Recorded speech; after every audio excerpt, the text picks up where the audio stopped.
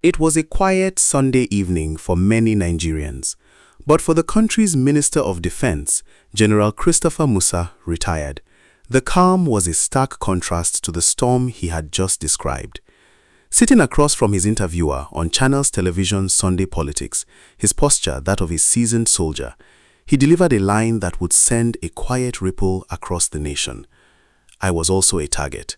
I was supposed to be arrested, and if I refused, I was supposed to be shot. Let us pause and think about the human side of that statement for a moment. This is not a scene from a Nollywood thriller. This is the country's chief custodian of national security, a man who until recently was the chief of defense staff, calmly revealing that within the ranks he once commanded, a plan was drawn that had a bullet with his name on it. The gravity is not in shouted alarms, but in the steady, measured tone of a man who has stared down danger before, but perhaps not from such a direction. Now, at this point, we need to understand how we got here. The story doesn't begin with this Sunday revelation. It begins in the tense corridors of power late last year, in October 2025. The official statement from the military at that time was firm but carefully measured. 16 officers had been arrested for acts of indiscipline and breaches of service regulations. For the public, it was a blip on the news radar, internal military affairs, a disciplinary matter. The language was bureaucratic, designed to contain panic. But here's where the story gets deeper. Last week, the veil lifted just a little more. The Director of Defense Information, Major General Samaila Uba, issued a new statement. The initial investigations had unearthed something far more sinister. Some of those officers weren't just being unruly. They were allegedly involved in actions inconsistent with the ethics, values, and professional standards of the armed forces. The subtext was clear. This was about a plot to destabilize the government of President Bola Tinubu. The 16 arrests were now the first public glimpse of an attempted coup. And the plot, it seems, had a wide net. Reports began to surface that it extended beyond the barracks. Several top government officials and prominent Nigerians were allegedly listed as potential targets. A former state governor, Timipri Silva, had his residence reportedly raided in connection to the scheme. The cancellation of Nigeria's grand 65th Independence Anniversary Parade, an event of huge national symbolism, was now being whispered about in connection to these dark plans. The atmosphere on the ground, among political and security circles, must have been one of palpable silent tension, a hidden chess game with the highest of stakes. Now, let us look at this clearly through the eyes of General Musa. As the then Chief of Defense Staff, he was at the very pinnacle of the military structure. He was the embodiment of the chain of command. For plotters seeking to seize the apparatus of the state, he wasn't just an obstacle, he was a symbol that needed to be removed. Visualize that moment of discovery for him and his colleagues in intelligence, seeing your own name on a list, not of honors, but of eliminations. The betrayal must have been a cold, sharp thing.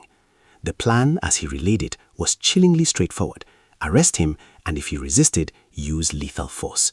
It speaks to a desperation and an arrogance that he finds almost laughable in its absurdity.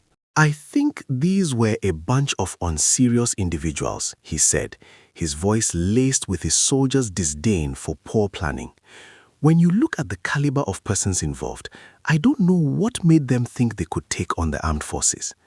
This is the professional assessment of a general, a failure of strategy, a miscalculation of capacity. But beneath that professional critique lies a profound relief that this assessment was correct, that the plot was foiled before the arrest or shoot order could ever be executed. Another angle to this issue, and one that General Musa powerfully emphasized, is the Nigerian people themselves.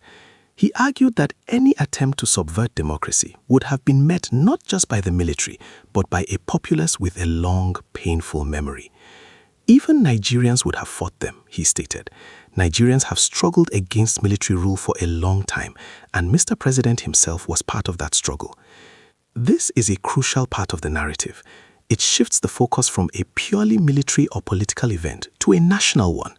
It connects the present to the past, to the decades between 1966 and 1993, a period scarred by coups and counter-coups, and to the hard-won, if imperfect, democratic journey since 1999.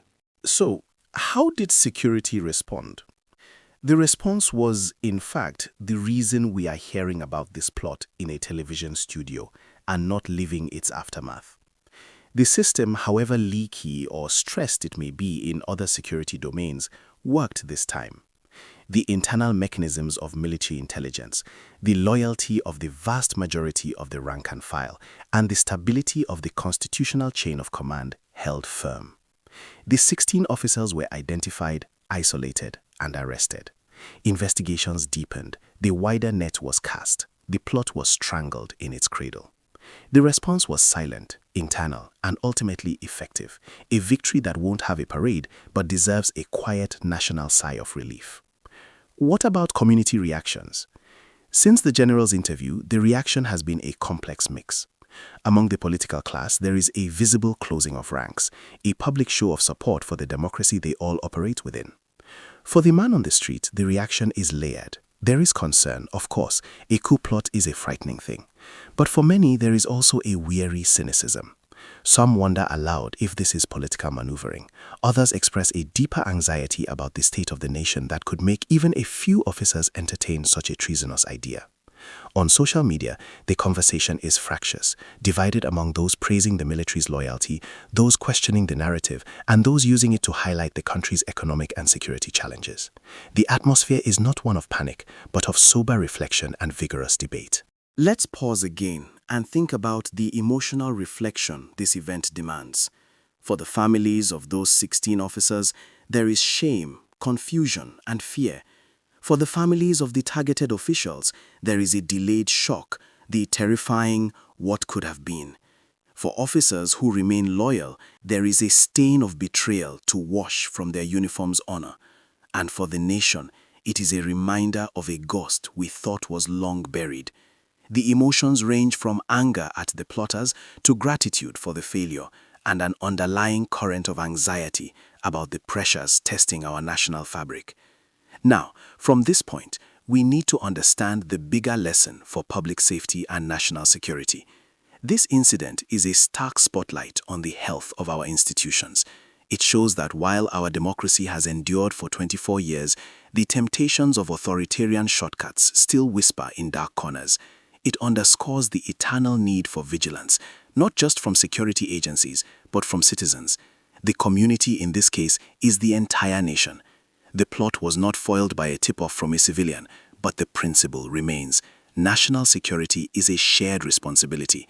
It relies on a citizenry that is informed, engaged, and fiercely protective of its hard-earned democratic rights. What then are the recommendations that flow from this? First, awareness.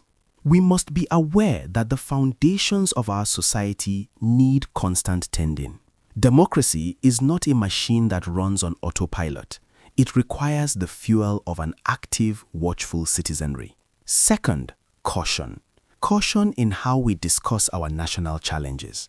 While criticism is vital for growth, language that glorifies violence or undermines the very legitimacy of the state can, in toxic environments, be misconstrued as an invitation to chaos. And third, cooperation. Cooperation between the people and the legitimate authorities. Reporting suspicious activities, supporting the democratic process through constructive engagement, and upholding the rule of law are not passive acts. They are the daily bricks that build a society resilient against coup plotters and other enemies of the state. General Musa's calm testimony is more than a news bulletin. It is a narrative of a crisis averted.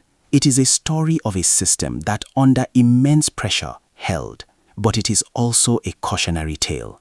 It tells us that the path of democracy is not a wide, smooth highway, but a narrow road that must be constantly guarded on both sides. The plotters, in his words, really need to rethink, but so do all of us.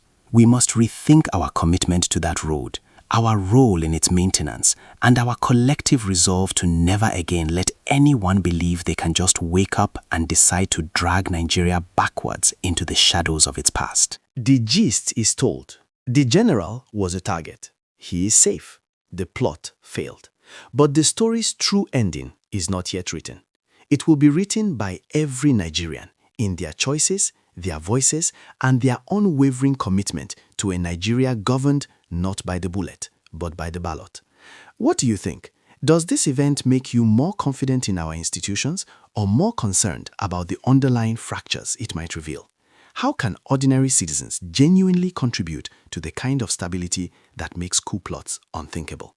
The conversation, like our democracy, must continue. The gist is told. The general was a target. He is safe. The plot failed. But the story's true ending is not yet written. It will be written by every Nigerian in their choices, their voices, and their unwavering commitment to a Nigeria governed not by the bullet, but by the ballot. What do you think? Does this event make you more confident in our institutions or more concerned about the underlying fractures it might reveal? How can ordinary citizens genuinely contribute to the kind of stability that makes coup plots unthinkable? The conversation, like our democracy, must continue.